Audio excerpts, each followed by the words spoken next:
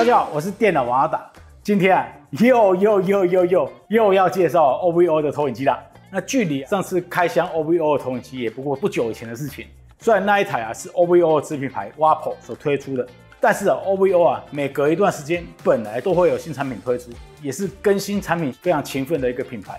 而且 OVO 的产品线很多，有电视投影机家电等等。那像投影机的话，它有分不同的等级。像我们这次要为大家介绍的 U 系列来说它最大的特色就是内建锂电池，可以不用插电直接拿来使用，是这个系列最棒的功能。那其实大家如果有印象的话，前2年阿达就有介绍过 OVO U5， 在当时U5 仅是一台只有 720P 解析度的机种，而 OVO 团队在经过2年的研发之后，终于端出自家第一款内建锂电池的 1080P 投影机 OVO U8。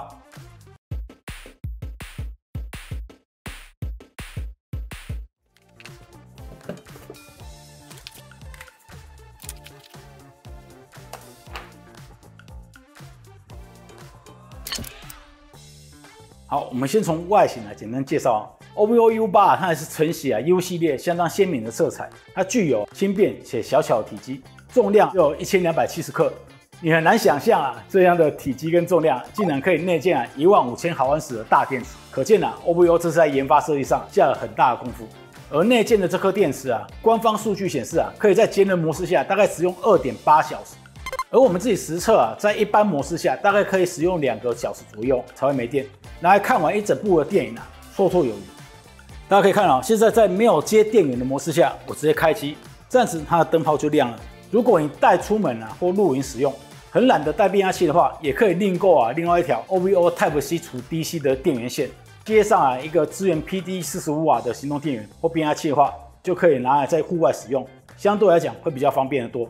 U8 在整体的质感上也下了不少功夫，外形呈现黑灰色的金属质感，颜值部分我就觉得相当的抢眼。那在它上方有一个抓握提把，是黑色橡胶材质，提握的时候并不会说有刮手的感觉。而机器的上方呢，则是有一个操控区，而这个操控区它改用触控式，不需要按压，用手轻轻的靠上去就很轻松的操控。不过有的时候因为使用上太过于顺手，偶尔会发生一些误按的状况。同时，它也能使用遥控器或连接 eShare 来透过手机进行远端的操控。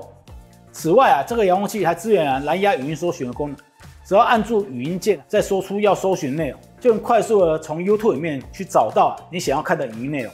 在它的机身后方 ，OVO 配置了一个静音高效的散热模组，实际在房间使用的时候几乎是听不到什么运转声的，相当的安静。那在它散热口上方连接附有 HDMI、DC 电源插孔、重置键、实体的电源开关、3.5mm 的音源孔，还有个 Type-A 连接副。其中HDMI 支援 4K 解码 1080P 输出。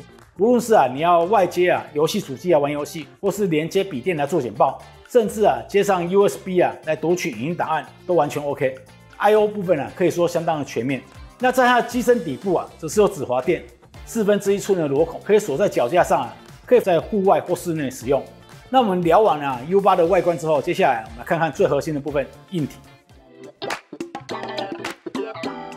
OVO U8 搭载一个64位元的处理器，2GB RAM、32GB ROM， 还有15000毫安时的大电池。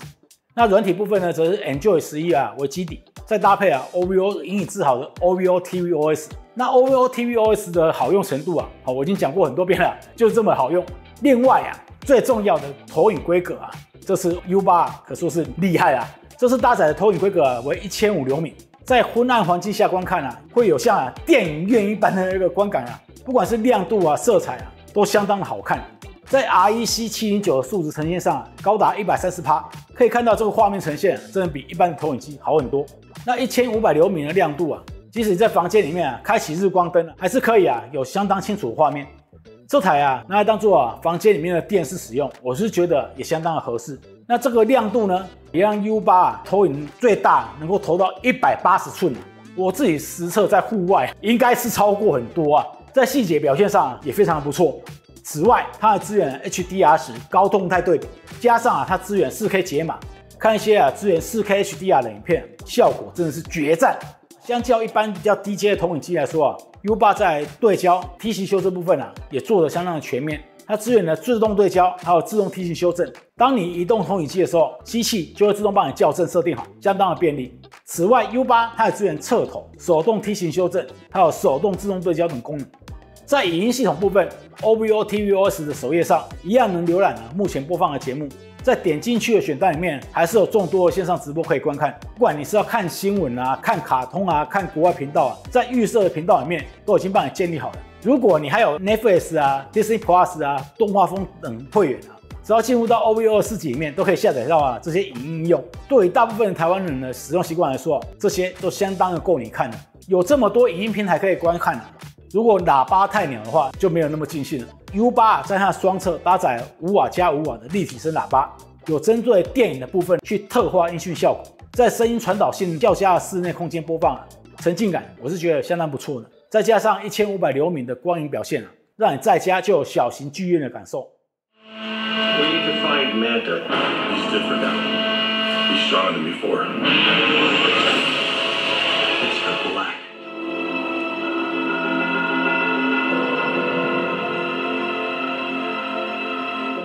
如今1年过去了，这次 OPPO 又推出一个新产品 LS3。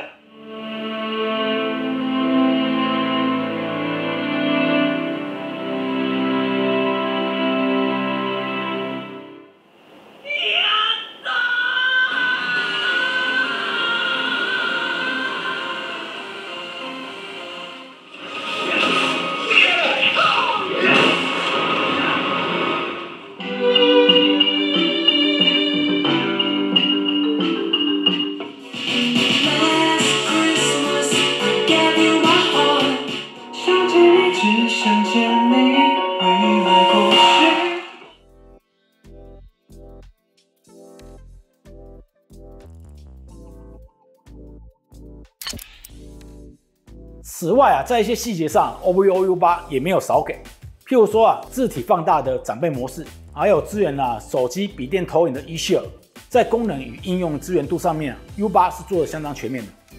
那这次为大家介绍的 OVO U8， 第一眼看到的感觉就觉得，哇，这台质感真的很不错，就像是迷你投影机械的精品，相当的亮眼。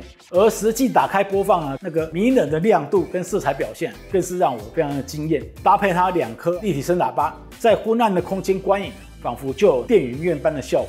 即使在日光灯打开之后它依然有还不错的投影效果，几乎跟看一般的电视没太大差异。而这台最吸引人的就是它内建15000毫安时的大电池，我自己实测大概可以看2个小时左右。续航来说，我是觉得相当的给力。如果你最近有想找一台内建电池而且高亮度的 108MP 投影机OVO U8 我觉得是一个相当优质的选择，也推荐给大家参考。我是电脑王阿达，如果喜欢这样开箱，记得帮按赞、订阅、开小铃铛。有任何问题，欢迎在下面提问。我们下次影片见，拜拜。